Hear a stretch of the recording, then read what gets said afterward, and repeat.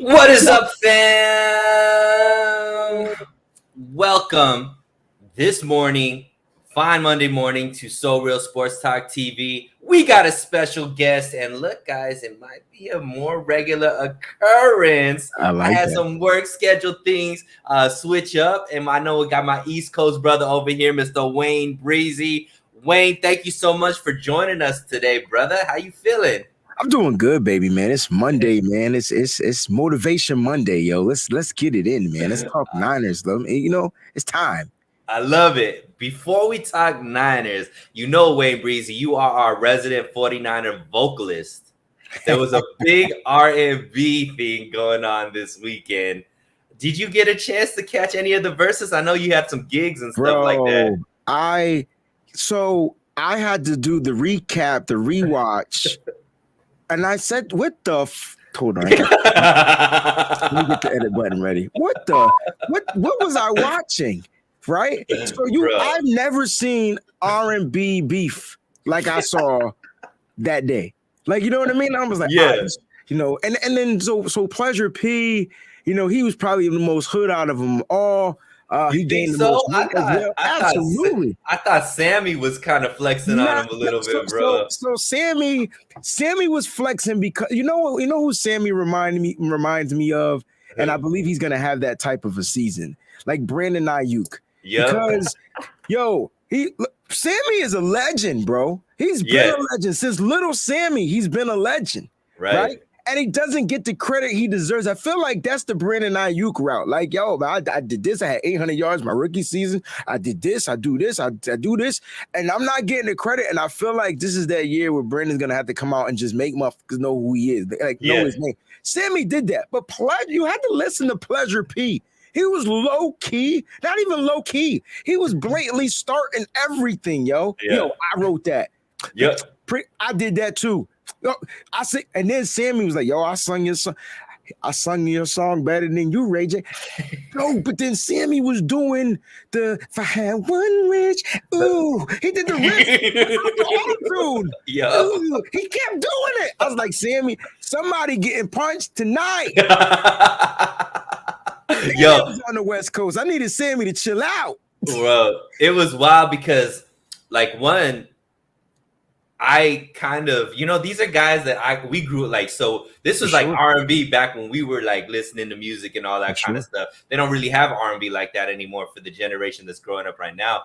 But bro, I was just so disappointed. I'm like, especially when it came to Omarion versus Mario, it was like, yo, I didn't even see that. I didn't even get to that part. I gotta just Mario's vocals are insane, bro. They're insane. I heard. He would just cut, like, he would sing the song with the track behind it, cut it off for like 30 seconds where he was just going a cappella, bro. And Omarion had no hope. Like, Omarion had no hope. But what it made me realize, and I'm sure for a vocalist like you, it's probably mad disappointing. Look, these guys that were these super famous R&B singers, not all of them got vocals, my dude.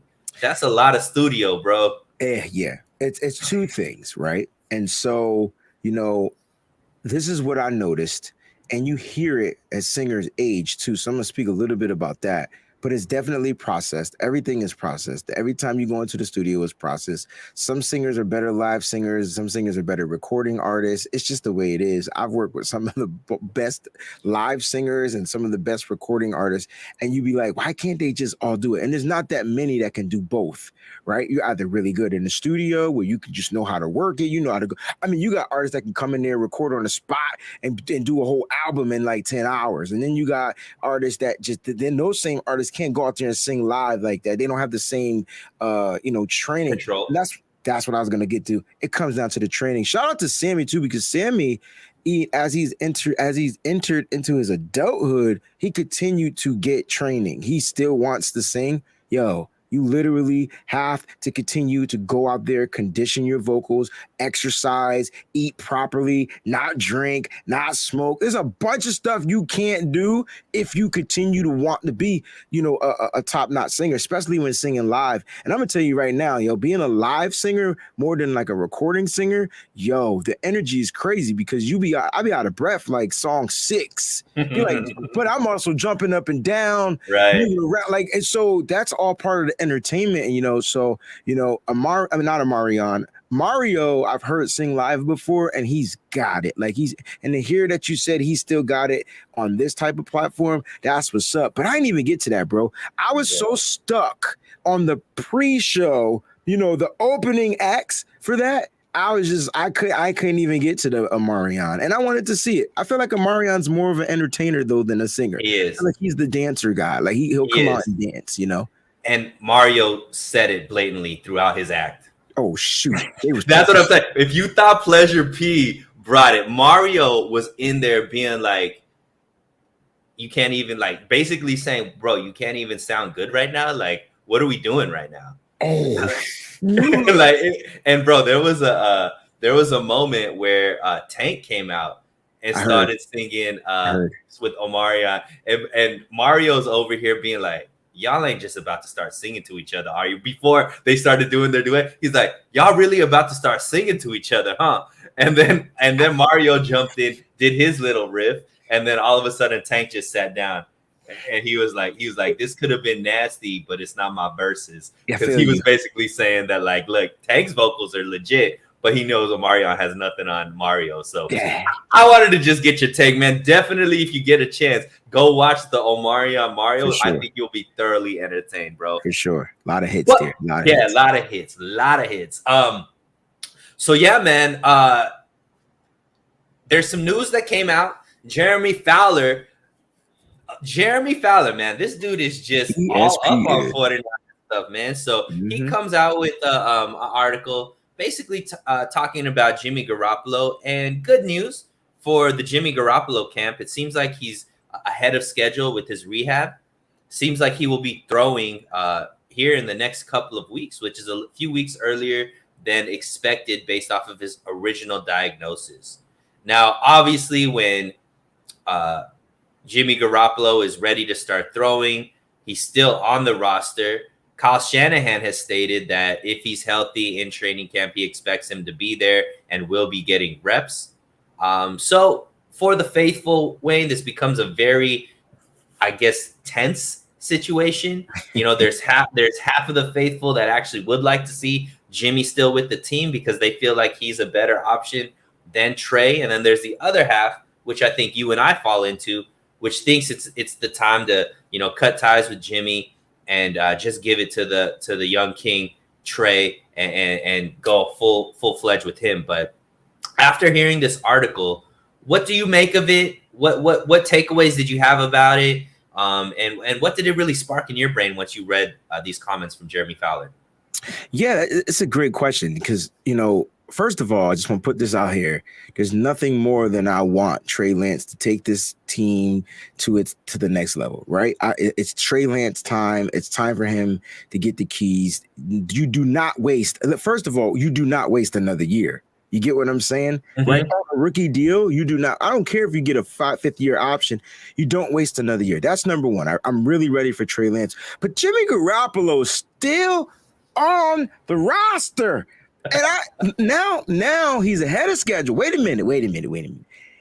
He's not on schedule. He's ahead of the schedule, right? So he's going to be throwing not in 2 weeks, like it said July, beginning July. So that's this week. That's this week. Right? So this week.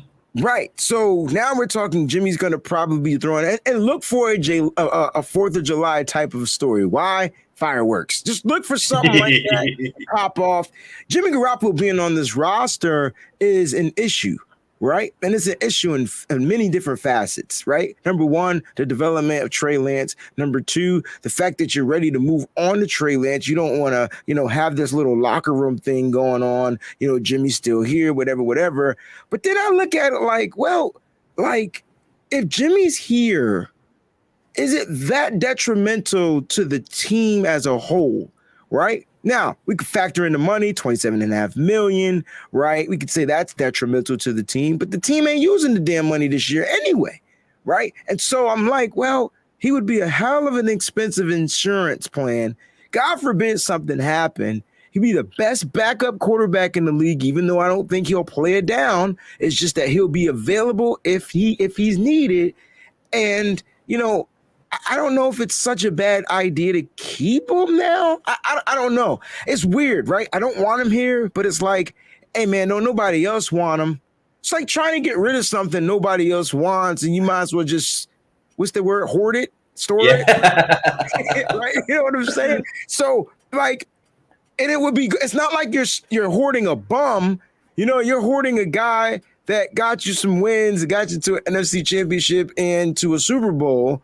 And so and here's the issue, right? For me, the owner came out and co-signed the fact that, yo, man, if they want to keep him, I'm willing to pay him. Again, he said that at the owners meeting this year. And so that right there is where I'm so confused. And we try to just bypass it, but we can't bypass that. He said that beginning of last season, and look what happened. We drafted Trey Lance. We still rock with Jimmy.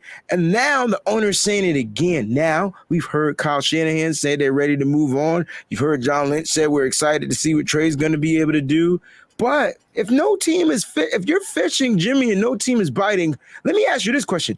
What would you do? What would Jesus do? I don't know. So I have a question because and we'll get to that because I think that's a good point that you're talking about. But let's take it from another angle. And the angle that I want to take it from is you're saying, okay, it does make a lot of sense to keep Jimmy, especially with Nate Sudfeld as the backup. If you have a guy like Jimmy, you've already budgeted, the money's already there to pay for him. It's not like you got to pay anybody else, at least this right now, because everybody that they need is already under contract for next season.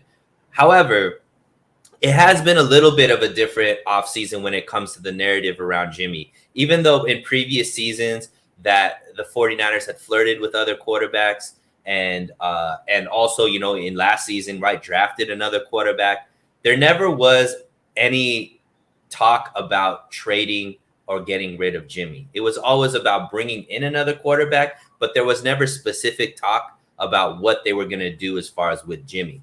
Now, this offseason has been quite different, right, Wayne? We've heard Shanahan say they want to trade Jimmy. We've heard Lynch speak about trading Jimmy and looking for offers and things of that nature. So that is a little bit different, even though I think those other situations in the past were pretty difficult to deal with. How do you think it could work as far as a working relationship when you've in the media spoken about trading this guy and then somehow him needing to come back, be okay with the coaching staff, be okay with the organization that's actively been shopping him? Do you think there's a possibility that could be a working relationship? Because for however much we respect Jimmy as far as his class, at a certain point, you are human, you have emotions and you have an ego, right? You have to have confidence to be a starting caliber quarterback in this league. How can he even come back and work with the team that has just basically this whole offseason talked about getting rid of him? Yeah, I mean, not only talked about getting rid of him, I mean, they got new coaches ready to move on to coach this new quarterback regime, this new style of offense they're going to be running.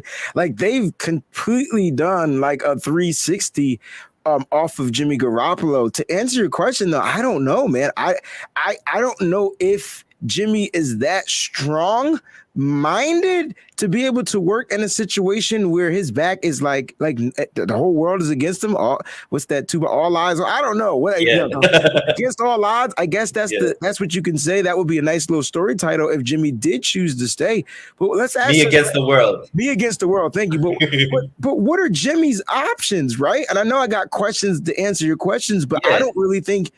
I know personally I wouldn't be able to do that. I would just be the bigger person and just walk away and be like, yo, man, I'm going to collect unemployment. Right. You know what I'm saying? Like, but for Jimmy, he's a different being. He did it all last season. He knew this time was coming. Like that's why he gave that farewell speech the last, after the last game of the season.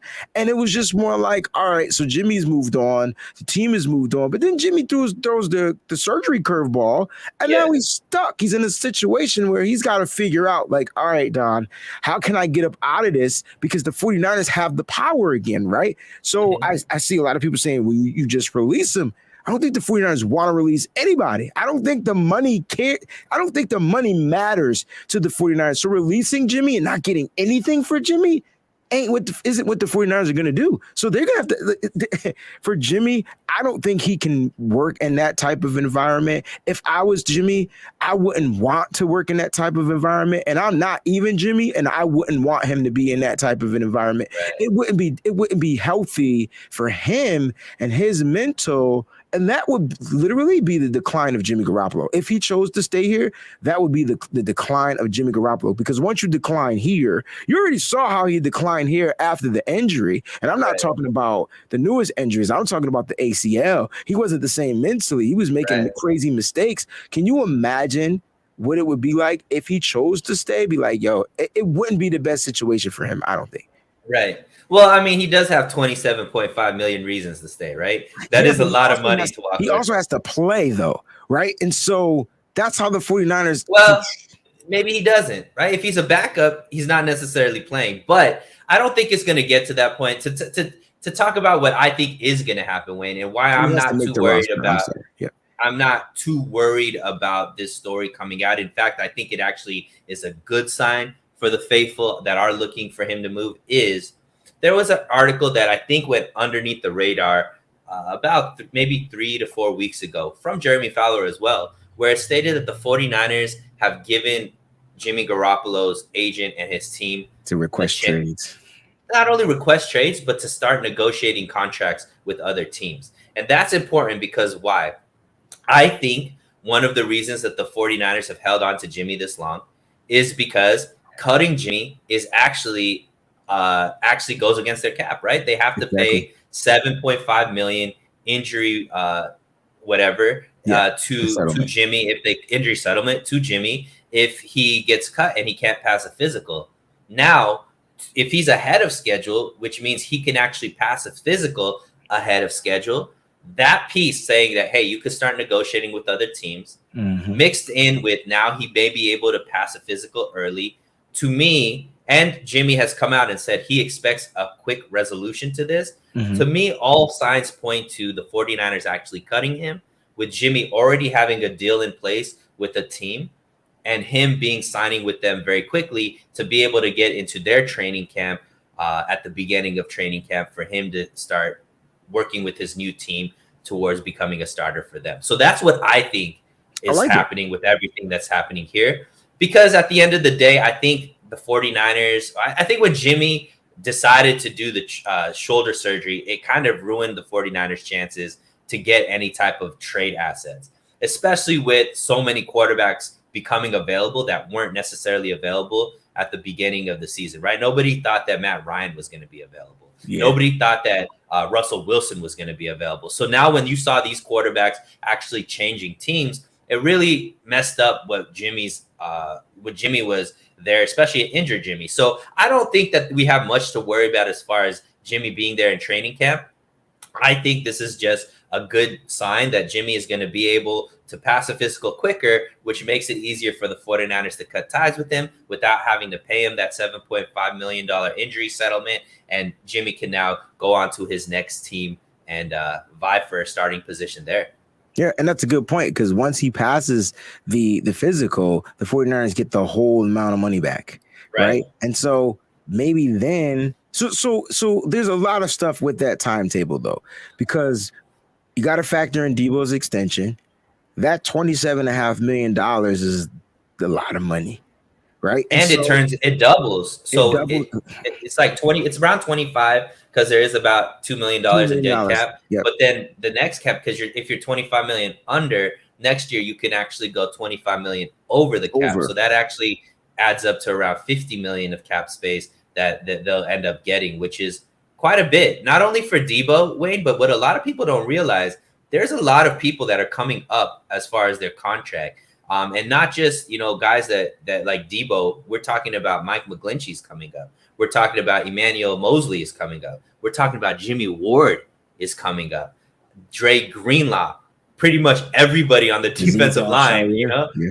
Aziz Al-Shaair. So there's a lot of people that the 49ers are going to have to just re-sign next year without talking about actually being competitive in the free agent market if there's anybody they were looking to target there as well. So I do believe that money is a lot more important than any kind of draft capital that they could get, especially with the way their roster is going into as many free agents that they're going to have in next offseason.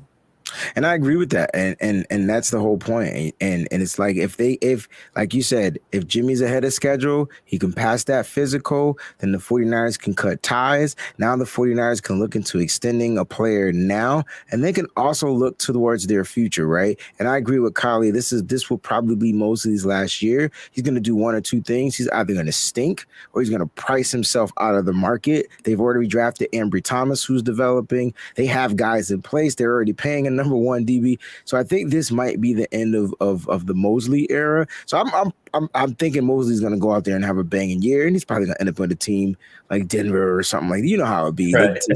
He's gonna go get paid. Right. And as he should. He's been underpaid for a long time.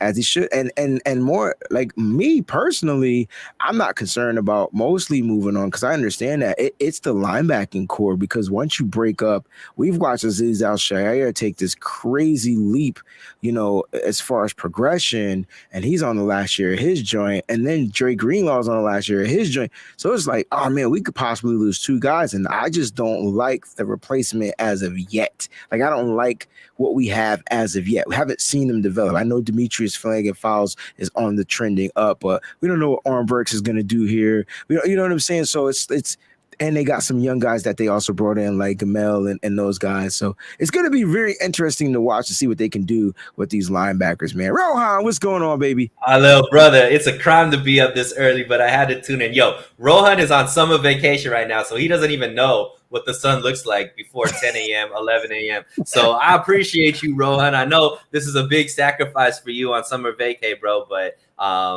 yeah, appreciate you tuning in. Yeah, man. And I mean, Rohan actually brought up in a show with me that he thinks maybe Demetrius Flannigan-Fowles could be a trade that the 49ers might make this offseason because they trade another linebacker for a 5th-round pick.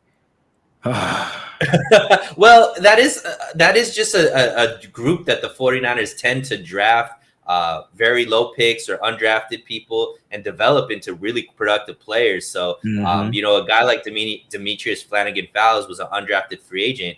He's obviously really good in special teams. He's been part of that linebacker core. If you could flip him for a 4th or a 5th, that's a big return on your investment, right? You always want to buy high or buy low, sell high. So, if they have these other two guys in the back, because they're only going to be able to add one to the roster because, they already have the 3 plus, Oren Burks making it. So they carry 5. So pick one that you want to develop and then, kind of have him be the replacement if a guy like Dre Greenlaw or Aziz Al-Shaair leave next offseason. But go ahead. No, it's a great point. I was talking about this when I was doing my roster breakdown as far as like the depth and the linebackers. We do have some depth here. I think we have like 9 linebackers, if I'm not mistaken. I have to pull up my sheet.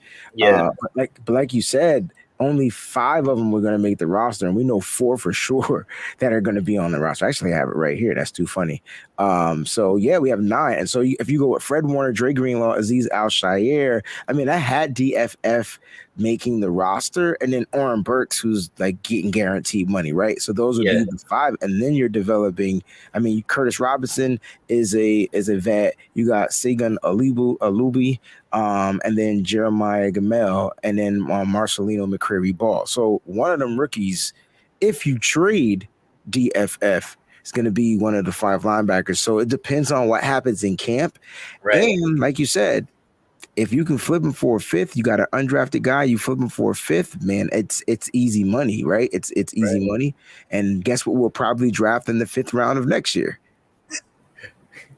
These days, maybe a corner, because that's what the 49ers have been doing lately, or running back, right? So, so let's touch. You kind of mentioned this a little bit. So Fowler also spoke a little bit about the Debo situation and kind of euphemisms. I would say it's kind of, to me, it was kind of a big old nothing burger. But we got to talk about it because the article's out there anyways. Basically saying that nothing has changed, status quo. That no major news has happened since Debo showed up to mandatory minicamp. But he did mention that there hasn't been a formal, I guess, a formal notice of Debo rescinding his trade request. So the trade request is still there. But George Kittle on Bussin' with the Boys, a podcast with Will Compton and those guys, mentioned that he expects Debo to sign this offseason just because that's kind of what the 49ers do. But he did mention some other things as far as in hindsight, as far as the 49ers should have signed him during the season because it would have been much cheaper. But what do you make of the Jeremy Fowler news? What George Kittle was saying on his on that podcast about Debo, and how do you ultimately see this situation ending for Debo and the 49ers?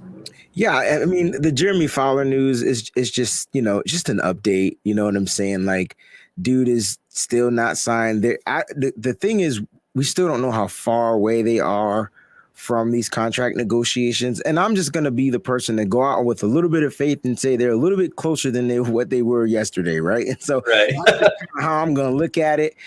Because if not, like, you would hear a lot more from the Debo Samuel side at the camp where he's unhappy. And clearly, just showing up to mini camp, and if you want to say it was because he was getting paid, fine, that's your prerogative.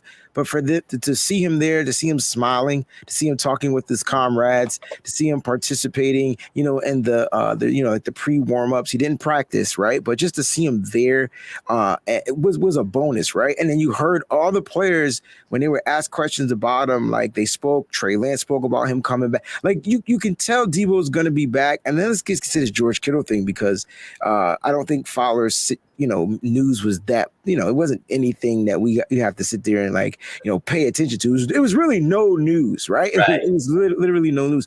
But let's get to what George Kittle said, because George Kittle he said three things that kind of stuck out to me, right? Two things you mentioned. The other one was more like, well, if Debo isn't going to be with this team, I want him to go out there and get his money. Like, wherever it is he chooses to go, like he deserves it. He earned it. He blah, blah, blah, blah, blah. So George Kittle is a big supporter in that. But then he did also talk about, this is kind of like how the 49ers do their due diligence. I went through this, and I don't know if you remember Kittle going through it. It wasn't as lavish as the way Debo handled it. They have different agents, but Kittle was kind of pissed off as well. It was bad, though. It was still bad. It was really bad, bro. And I feel like no one is talking about it. Like, you know what I mean? Like, no one's talking about it. And I'm just like, guys, Kittle showed up to camp and didn't practice as well. And that was training camp. He was there, he was dressed, and when it came down to practices, he ain't do nothing until he got his deal. He got his deal. Kittle was back. He was happy. He had a pretty damn good season last year. I think the same thing's going to happen when it comes to Debo Samuel. There's no way in the world, right? And you heard Kyle and John mention that they gotta figure it out, right? There's no way in the world that you're going to start Trey Lance and not have the best damn offensive piece weapon on the team. There's no way. There's no, that doesn't even make sense in my membrane, bro. There's no way Kyle Shanahan is going to do that. So Debo will be signed. I could care less what it's for. As long as he's still a 49er for the next 3 to 4 years, that's all that matters. It's going to be so amazing to watch Trey, Debo, Brandon, and Danny Gray. Like, I think that's going to be a nice, legit core wide receivers. And so I just feel when it comes to this Debo Samuel situation, I don't know what he did to piss off the fans that much. I mean, I know he's, he likes some Dallas photos. He likes some Miami Dolphin photos. Like, I get it.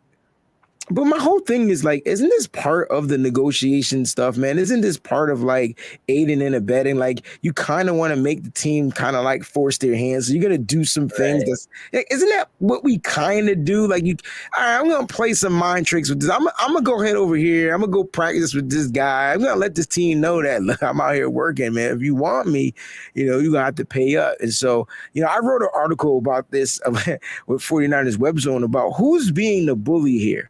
right? Is Debo, because Debo the bully, is Debo being the bully asking for all this money, which we still don't know what that number is, or the 49ers being the bully by being stubborn and not really like saying, look, we need Debo. You can't say you need somebody and then you don't go out and show Right. them that you need them, right? It's called appreciation. So go out there, make Debo happy. Who cares? Like, why do we, the fans, care about the money?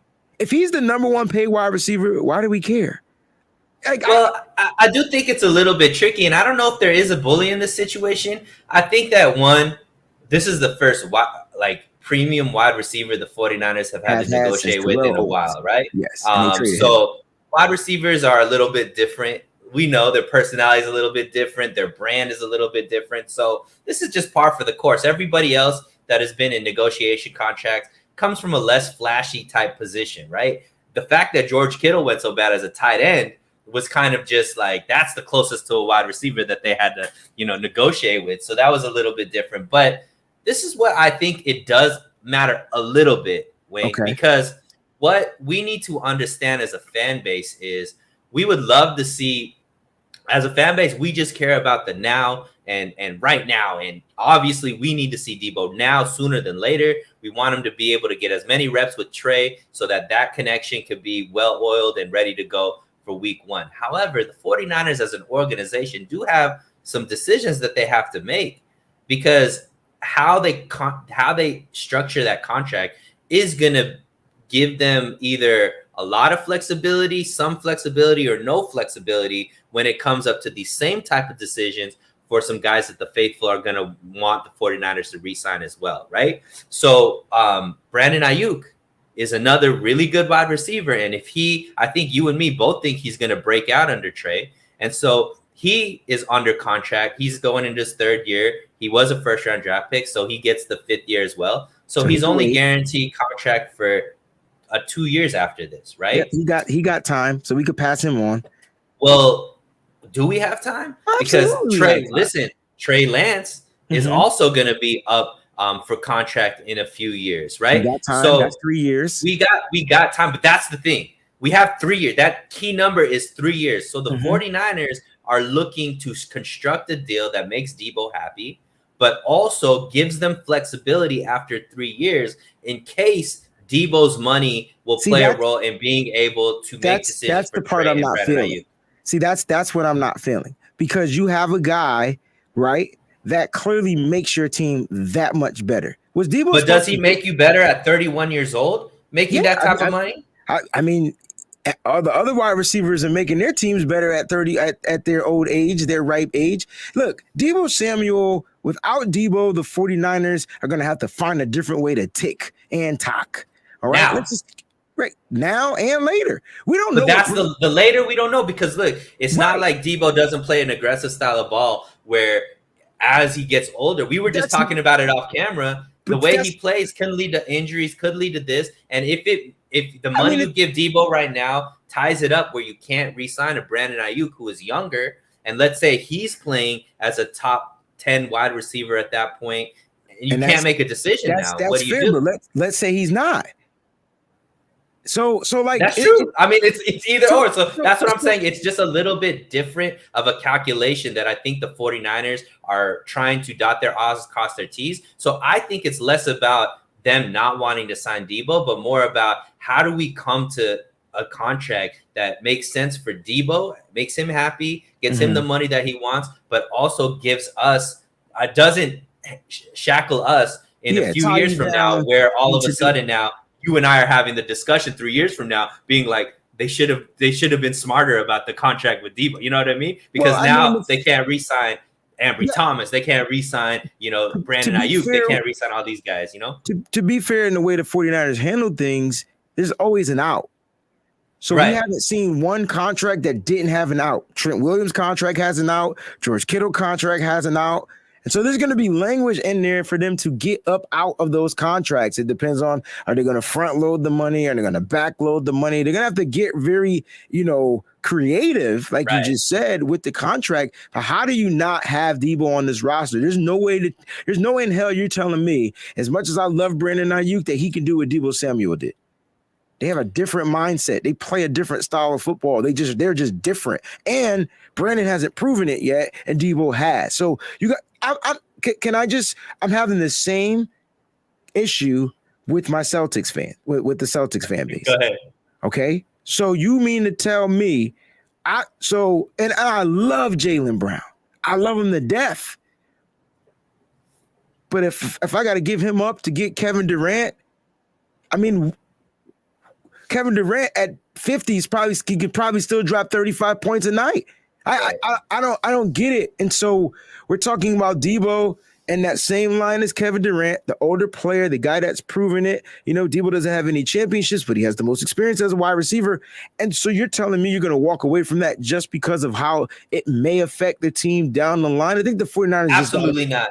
I don't think they walk away from it at all. What I'm saying is, I think the contract's taking a little bit longer because they're trying to figure that out. There's no way. Yeah, there's no way that they don't re-sign Debo. What I'm saying is why this is taking longer. I don't think is more about they don't want Debo or they don't want to pay Debo. What I'm saying is it is a little bit of a trickier situation because 3 years from now there are a lot of big names like Trey, Brandon, so that's what they're thinking about. And they have to think for the future as well.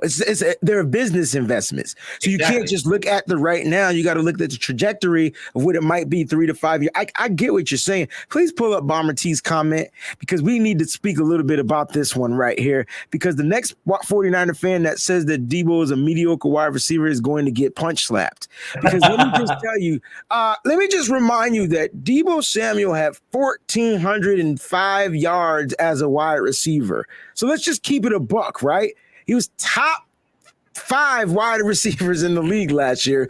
Top 3, to be honest with you, if you want to go Cooper Kupp, Devontae Adams, then Debo, and then you could factor in your Justin Jeffersons and those guys or whatever. He had 6 touchdowns as a wide receiver, wasn't throwing the ball that much. Now, as a running back, he only had 300 plus yards, not even 4, and he had 8 touchdowns, right? So I can't say that he was a better damn good running back and a mediocre wide receiver. I don't understand. I don't care if they're long passes, short passes. A pass is a fucking pass. And if the guy can take it to the house, the guy can take it to the house. I don't get this.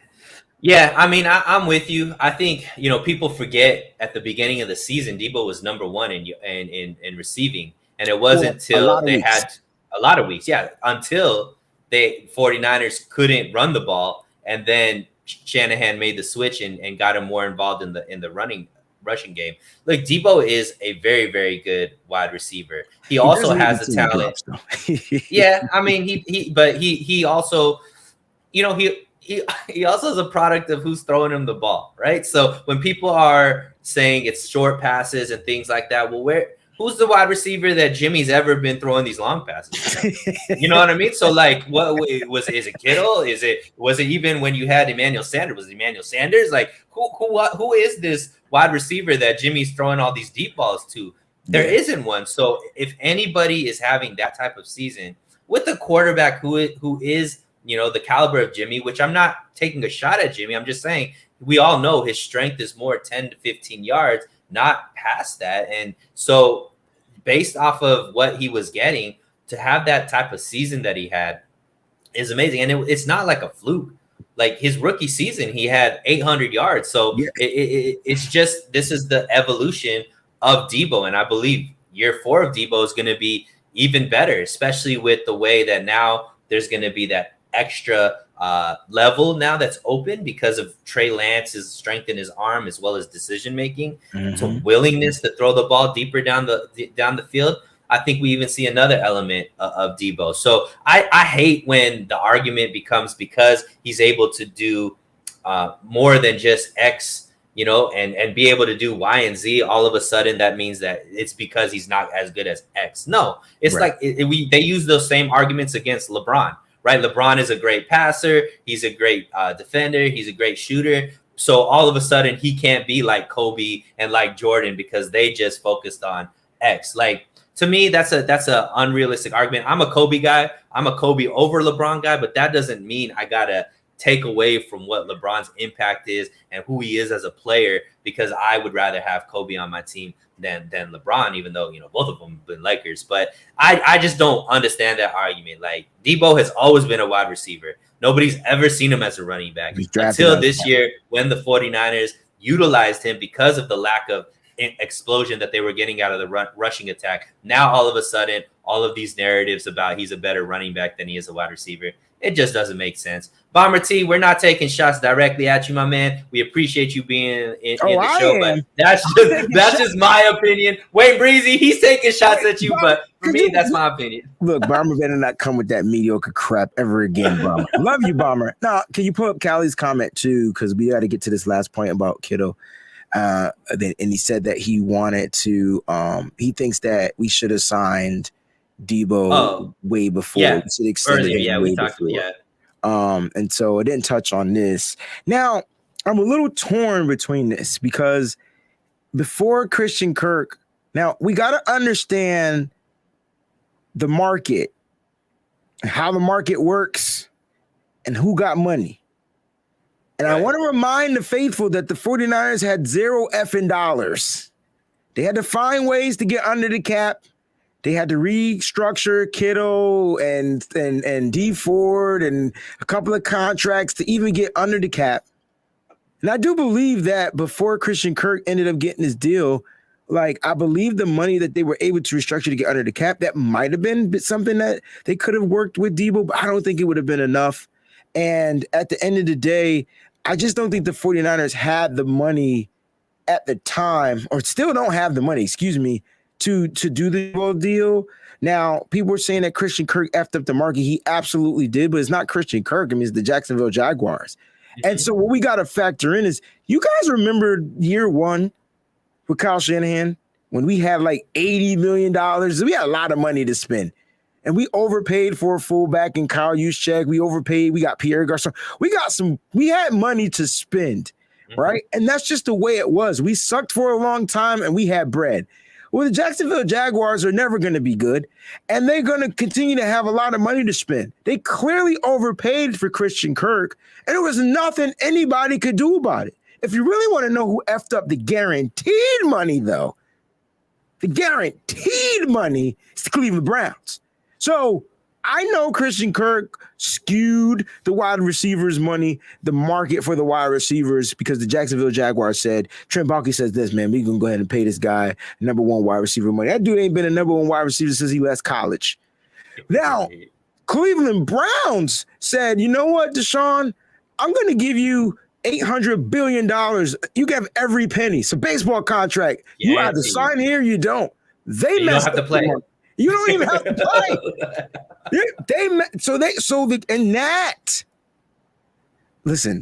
That for me is where I think the language, the contract holdups is happening with Deebo Samuel. Right. It's coming down to the guaranteed language. And I think that's and he might just be waiting because there's still Terry McLaurin and DK that need to get paid. So maybe he's just waiting because he knows that whatever contract, he doesn't want to reset the market. He wants them to set the market and then be able to do it. So in honesty, it's in the interest of the 49ers to get this done sooner than later, because you don't know what's going to happen with Washington and Seattle when it comes to those two receivers. So. And that's where I felt like George Kittle was coming from. And that's where Kylie is coming from. Man, you should have just said, hey, Debo, here's $80 million and boom. And Debo may or may not have signed it because his agent is a little different. Yeah. His agent's getting all his guys paid. So all of them. Cornerbacks, wide receivers, like anybody. You get a car. I get $100 million. I think the agent is making, if the agent got 1% of every one of these contracts, he's walking away with like easily $10, $12 million. And a whole new roster of guys that are like, I want that guy. So I thought we'd end with some fun. Wayne, we got into some articles, but I wanted to kind of get your take. This is awesome.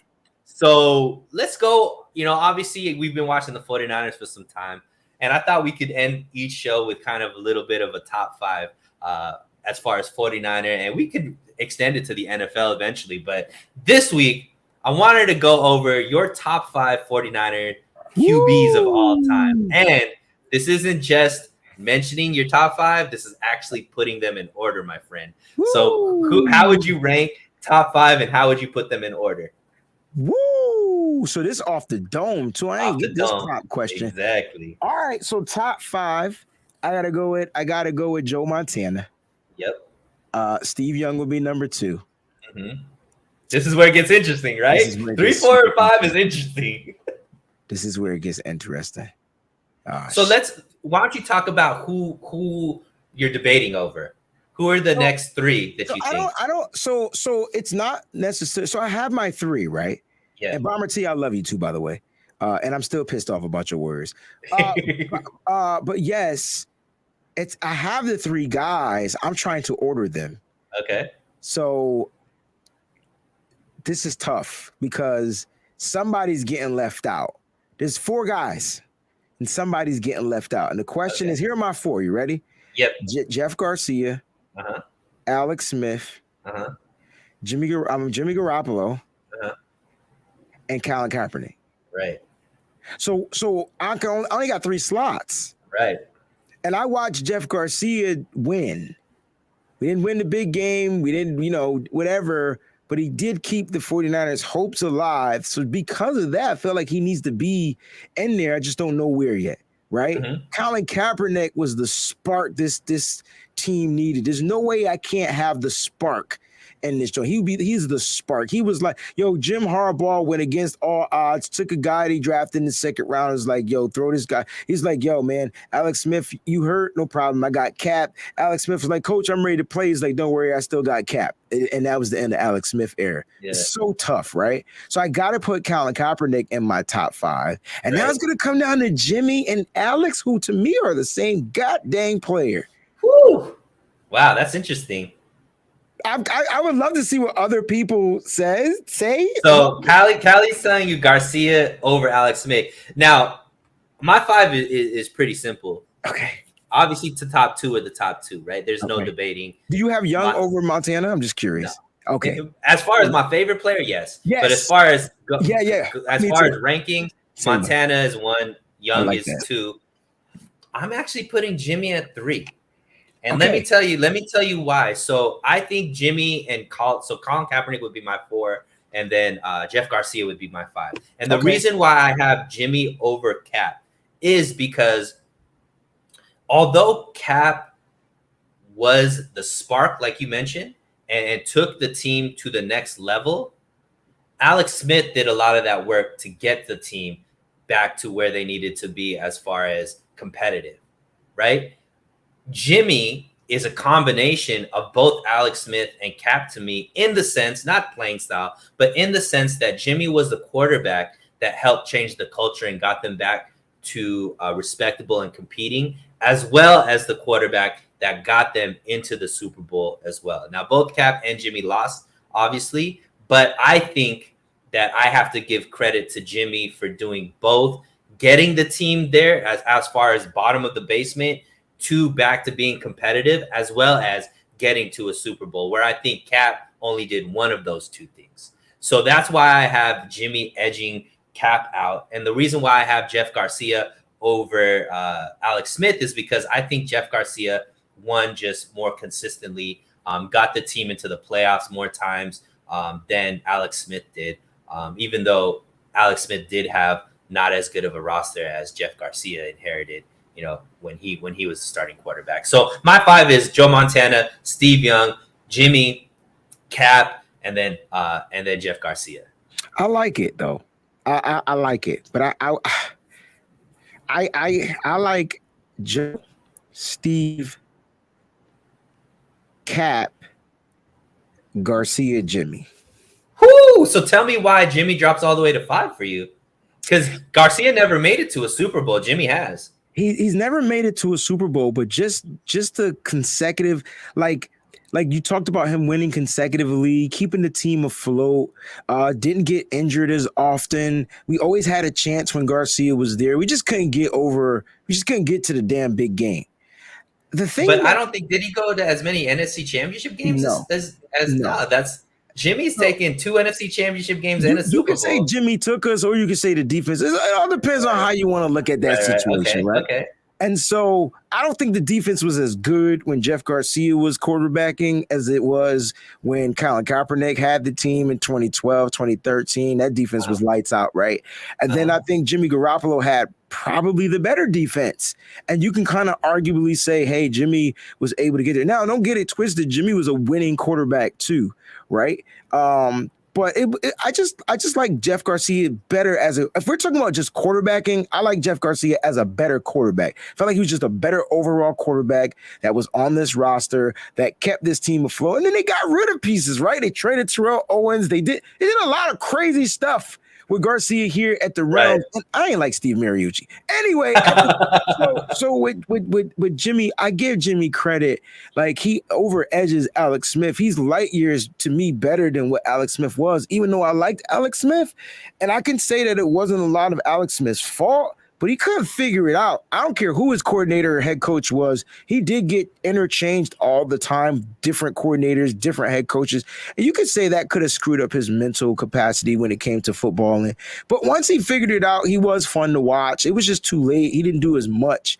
But Right. Colin Kaepernick is the quarterback that took the team over the hump. So I got Cap at 3 because I think Cap is a better quarterback than Jimmy Garoppolo. You also, I mean, they both did suffer weird injuries. I'm telling you though, Jimmy would be top 3 quarterback. He probably would still be the quarterback for the 49ers had he not torn his ACL.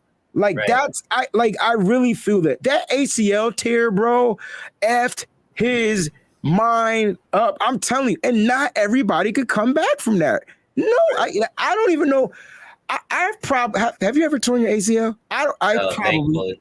so I probably torn it and don't know, right? I'm probably just walking around like, what's this funny feeling? Oh well, I was just gonna keep it going. I ain't going to the doctor, right? Well, those guys, man. So my mentality is at the same. I'm not playing a professional sport. I don't have to do that. I could just get up, go to work.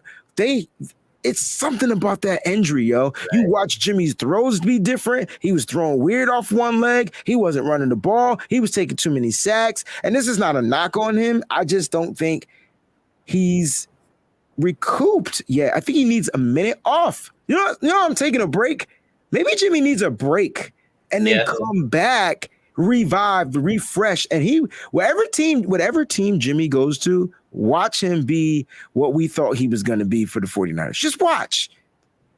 Maybe. We'll see. I don't have as much confidence. I think he's just going to be the same type of quarterback, which is above average, but not great, right? So, so Wayne has Joe, Steve, Cap, Garcia, then Jimmy. I have Joe, Steve, Jimmy, Cap, Garcia. Guys, if you guys want to be heard, go ahead in the comment section. List to your top 5. I think it's an interesting conversation to have, but we do have the same 5, just in different orders. But Wayne, that's the show, man. Thank you so much for joining on. What do you got?